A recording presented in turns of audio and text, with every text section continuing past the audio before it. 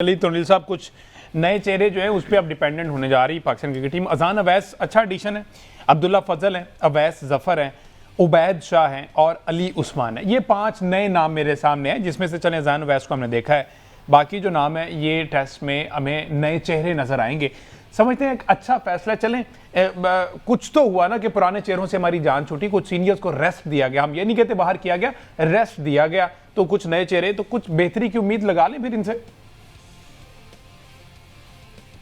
देखिए, पहले तो ये जो आपने लास्ट में बड़ा अच्छा लफ्ज जोर दिया कि रेस्ट दिया गया, पहले तो इसको हल कर लेना। अगर तो इसी तरह इन वैल्यू कटों को अगर हम रेस्ट देते रहेंगे ये कह के कि उनको रेस्ट दिया गया है, तो फिर कल को फिर आपको बैकअप में वही लोग मिलेंगे। जबकि माइक हैसन की आज की क्रिक इन्फो पे हेडलाइन है कि टैलेंट के लिए आपको और इंतजार करना पड़ेगा, कि आपको अपनी नर्व्स जो है वो स्ट्रॉन्ग करनी पड़ेगी कि टैलेंट अभी नहीं आ रहा। तो इसका मतलब है कि जब एक मेगा इवेंट आएगा तो यही शाहीन शाह अफरीदी, हारिस रऊफ, शादाब खान, सलमान अली आगा, आजमाए को दोबारा आजमाया जाएगा, वो भी निकाल के बिल्कुल।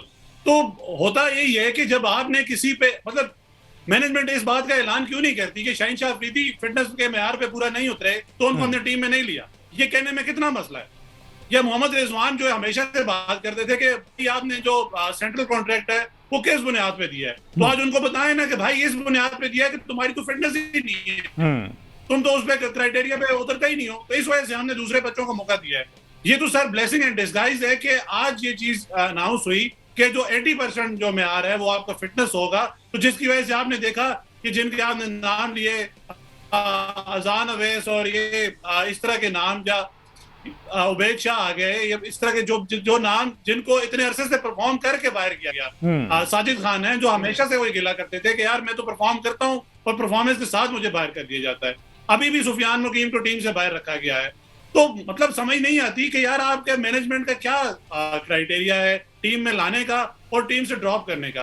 अब भी आप जो आपके मन पसंद है उनको आप ये कह के बाहर कर देते हैं कि यार इनको हम रेस्ट दे रहे हैं, और जिनको लाया जा रहा है उसको ये कह के आप वापस लाते हैं कि आप रिप्लेसमेंट है। जब आप किसी को ये कह के रिप्लेसमेंट के तौर पे आप किसी को लाएंगे तो उसका कॉन्फिडेंस कैसे बिल्ड होगा। और दूसरी सबसे बड़ी बात, मैं आपको एक मजे की बात बताता हूँ, हमेशा से ये होता है हमारी मैनेजमेंट के पास जो फैसला करने की सलाहियत है वो ना होने के बराबर है। यहाँ सीरीज सर पे आ जाती है, हम लोग टीम डिसाइड नहीं कर पाते। जब हम टीम डिसाइड नहीं कर पाएंगे तो हम रोल कैसे डिफाइन करेंगे। हमारे ओपनर्स डिसाइड नहीं होते, हमारा मिडिल ऑर्डर का इतने अरसे से मसला है। जबकि अभी भी बात की जा रही है जो 2 हमारे प्लेयर हैं वो रिप्लेस हो सकते हैं, और वो दोनों रिप्लेस होने वाले प्लेयर मिडिल ऑर्डर में खेलेंगे।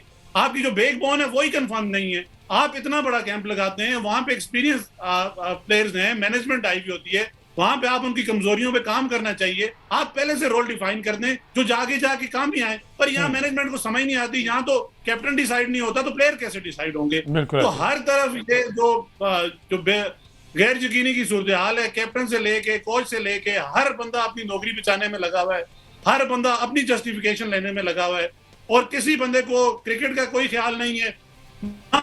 तो ये एहसास है कि यार पाकिस्तान की इज्जत भी बिल्कुल ठीक है, बिल्कुल ठीक है। अहमद साहब, सर ये भी सुफियान मुकीम का नाम लिया, मेरे ख्याल उनको बचा के रखा हुआ है। वर्ल्ड कप में उनको जाहिर है खिलाना है 50 ओवर वर्ल्ड कप का, तो उनको हमें कहीं इंजरी वगैरह ना हो जाए टेस्ट सीरीज में। हम मुश्किल वक्त में वो जैसे अभी भी वो अब्दुल रज़ाक का ओवर बचा के रखा हुआ है वो एक टाइम का, मतलब वैसे ही मेरे ख्याल सुफियान को बचा के रखा हुआ है। क्या ख्याल है आखिर क्या कसूर है सुफियान का?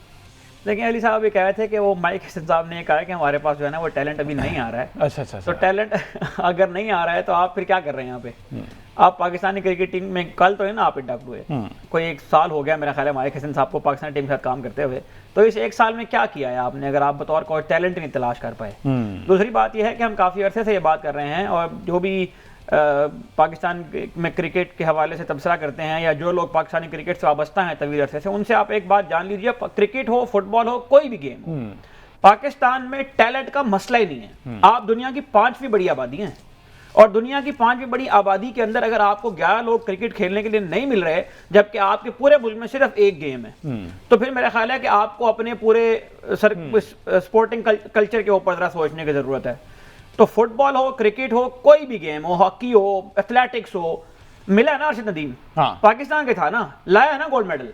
बात यह है कि टैलेंट का मसला ही नहीं है, मसला है टैलेंट मैनेजमेंट का।